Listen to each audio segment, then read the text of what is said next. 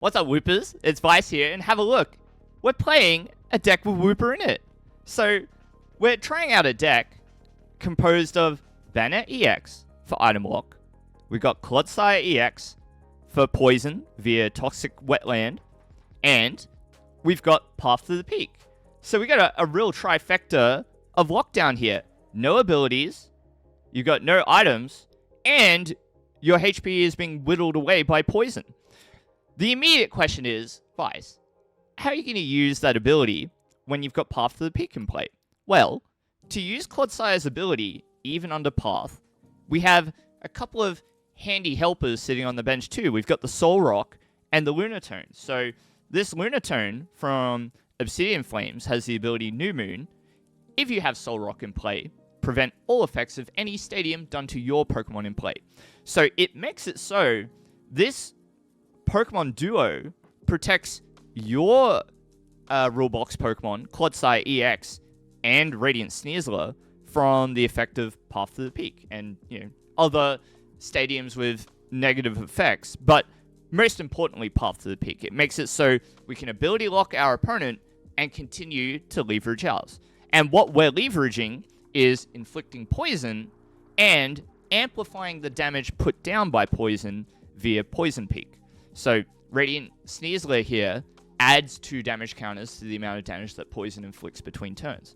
And so you got Banette doing 30 damage and item lock, and then they take another 30 from poison, and then it comes back into your turn, and another 30 is being inflicted there.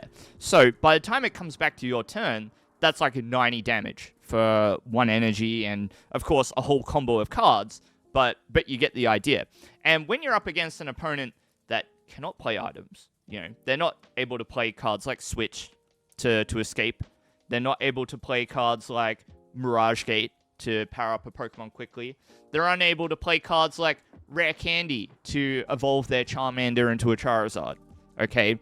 There are a bunch of really neat advantages to using item lock in the current format, in any format, to be honest. And it's especially interesting in a format where decks don't necessarily prepare to have to deal with being parted with their items, right? Because item lock as a concept, as an idea, is not currently a tier 1, tier 2, maybe even tier 3 threat. So it's what makes this appealing. Now, the reason why I've gone with this particular collection of Pokemon is because it's also very reminiscent of a very strong strategy from formats past. There was once a Seismitoad EX that had a very similar attack, 30 damage, item lock, for 2 colorless. And then back then we had double colorless energy, which was just a straight up, this energy card provides 2 colorless. So you could go second, start item locking, and away you go. And then in that format, you also had Virbank City Gym, and you had Hypnotoxic Laser, so you were applying poison, and that combination of cards would inflict poison and amplify the damage done by 20, so 30 between turns. So another throwback to the strategy that we're looking now. And then the final piece of the puzzle is you had Garbodor from way back when as well. It was printed in a couple of sets. I think Breakpoint is one of the printings, and it had Garbotoxin, which turned off abilities if it had a tool attached. So very, very similar in identity, and that deck was very much tier 1 at various points in its existence. So looking towards the past for inspiration now, and we're leveraging this collection of Pokemon to do so. Okay, so we're 4 and 3 on the Banette, a couple of each of the Solrock and Lunatone, 2 and 2 on the Clodsire.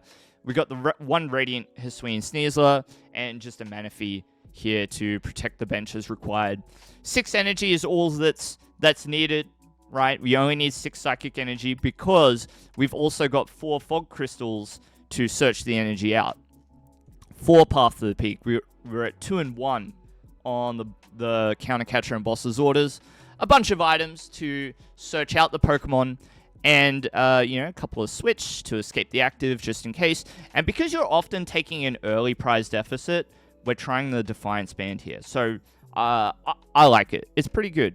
And an interesting couple of draw supporters that we're trying out too is a couple of Atticus, right? If your opponent's Pokemon is poisoned, shuffle your hand, draw 7. So nice to be able to refresh your hand without discarding cards and without affecting your opponent's hand, right? Because if you play Iono, then you let them see more cards and you shuffle a bunch back in. It can weaken plays like trying to use Poltergeist, for example. So Atticus is a different approach to seeing more cards or refreshing your hand, so to speak.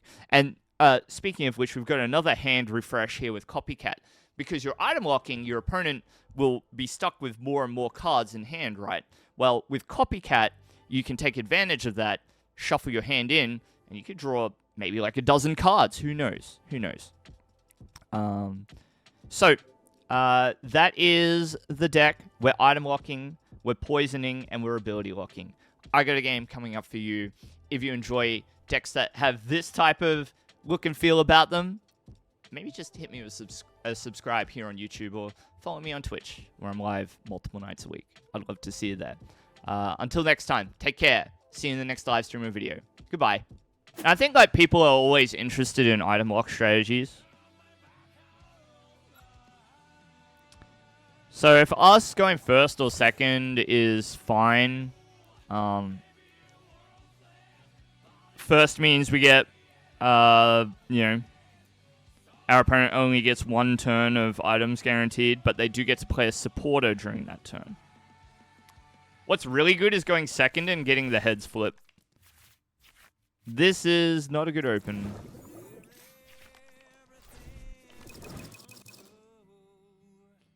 And they're playing Roaring Moon. Uh-oh. This isn't a good start.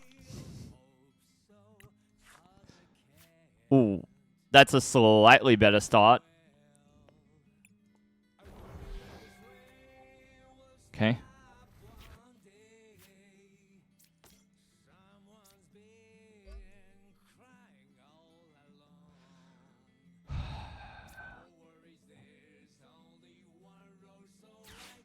I'm gonna discard you. I'm gonna discard you begrudgingly. I think it's gonna be another Shuppet. Actually, we'll go Wooper. We'll go Wooper. If they knock out the Manaphy and like that's it, then we're in good shape, I think. If they rope, then we just have to send up the Wooper to pay for our sins.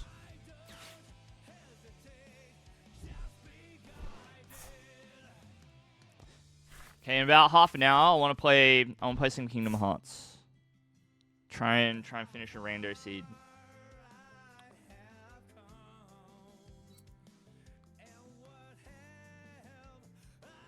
But we'll see. We'll see. Maybe I will, maybe I won't. Gives me about 2.5 hours to finish it, which is doable, I would say.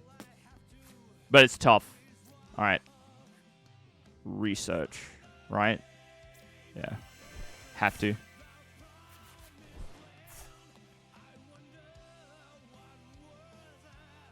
Dude, come on. Come on.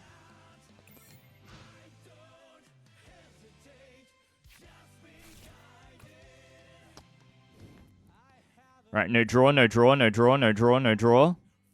Brick, brick, brick, brick, brick, brick. Brick, brick, brick, brick. Don't do anything. Don't do anything. You lose. Don't do anything. You lose. Bruh.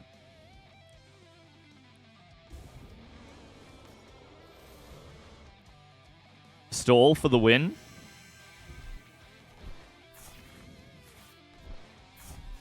Dang it. Dang it. Dang it. No. No. No. Okay, no abilities. No abilities.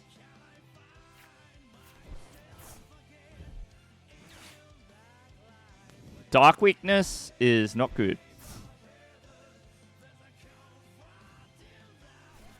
Not good.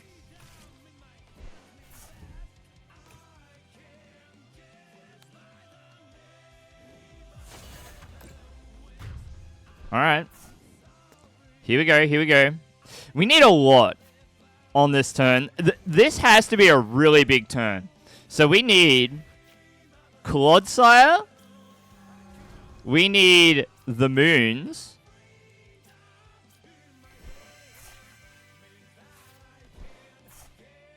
We almost got it.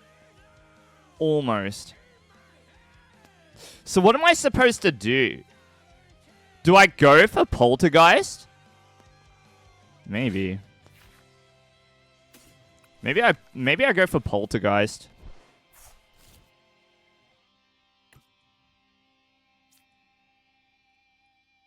We'll try it, we'll try it.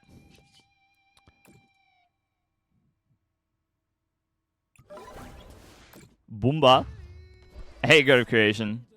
How are you?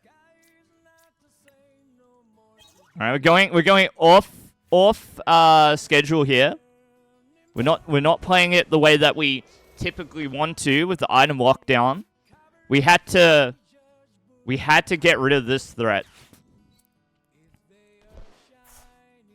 And they've promoted the Roaring Moon instead of the Mew.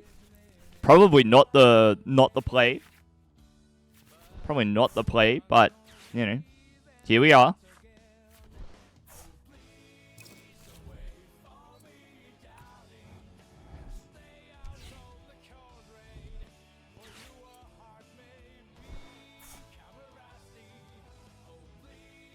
Dang, we really got away with it here. All right, Lunatone, Banette. Just item lock them, maybe. Because if I own them, it gives them a lot more cards to work with, right? But at the same time, this can't retreat. I think I just do it.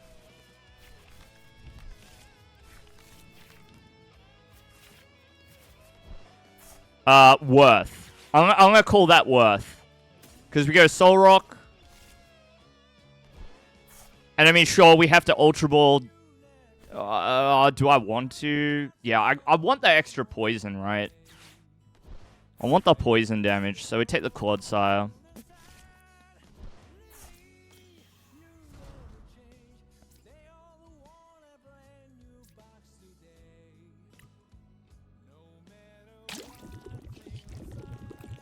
Darkness.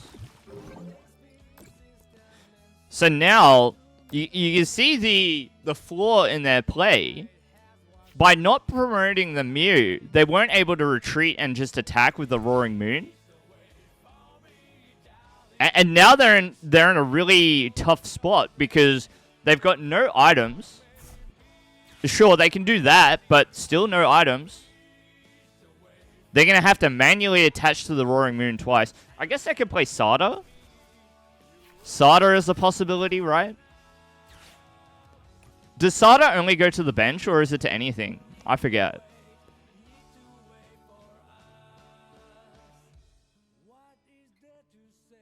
Ooh. Unlucky, pal. Unlucky. Ooh. The Copycat. To anything? That's good to know. Let's use Town Store first. Alright. No band in there.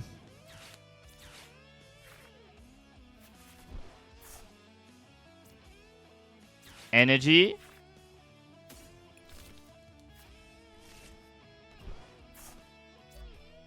Alright, we're looking good.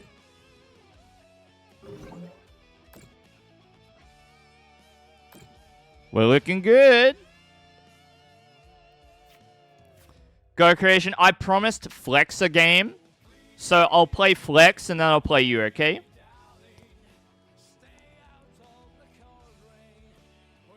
This will be a fantastic game if we can hang on. That one mistake of promoting the Roaring Moon is really biting them.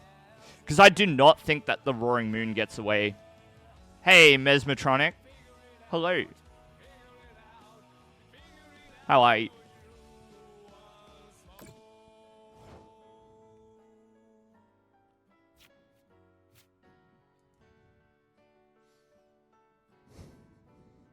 So now we're going to do too much damage on this turn upcoming. But that's alright. Do I have Path? There is one.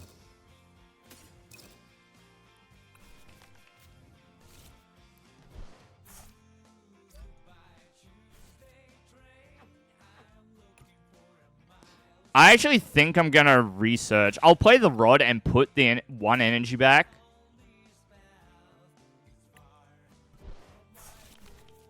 And that's it.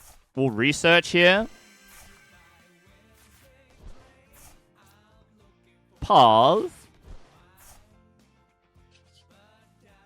Darkness.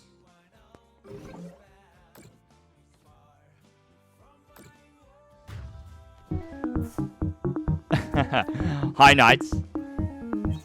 How are you? Boom. Boom. We're going to go for a KO on the Mew. I think we're going to go for it. I think we're going to go for it. They surely have a hand of just trainers, right? Just trainers, right? Because we cannot allow the Roaring Moon to continue just attacking us, right? So we have to go for it. Well, or do we? I'm going to play the Nest Ball.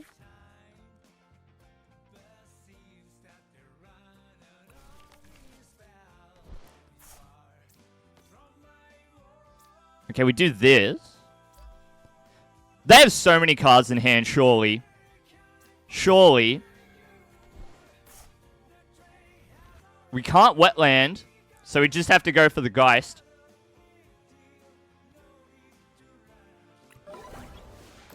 Huge.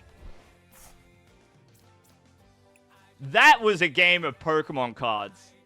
That was a game of Banette. That was sick. That was sick. The deck did exactly what we wanted. They made one mistake in the middle of the game, and it handed it to us. They promoted the Roaring Moon. They really needed to promote the Mew. It's just sometimes games of Pokemon cards come down to like just one mistake like that. If they had promoted the Mew in the middle of the game, they retreat to get in there with the Roaring Moon. They give us the business. Right? That's pretty tough for us to overcome. But, it worked out. It worked out. And I think it's probably easy to misplay against Banette as well. So, even though it was a bit shaky in the middle, we got to see both ends of the spectrum there with Banette. You can do really big damage with Poltergeist, or maintain an item lock with Everlasting Darkness. So, I think that was a really good game. We might put this onto the YouTube. So, look, if you enjoyed that game, please consider subscribing to me here. Or you can follow me on Twitch, where I'm live multiple nights a week. I'd love to see you over there. And, yeah, take care. Hope you enjoyed. Thanks.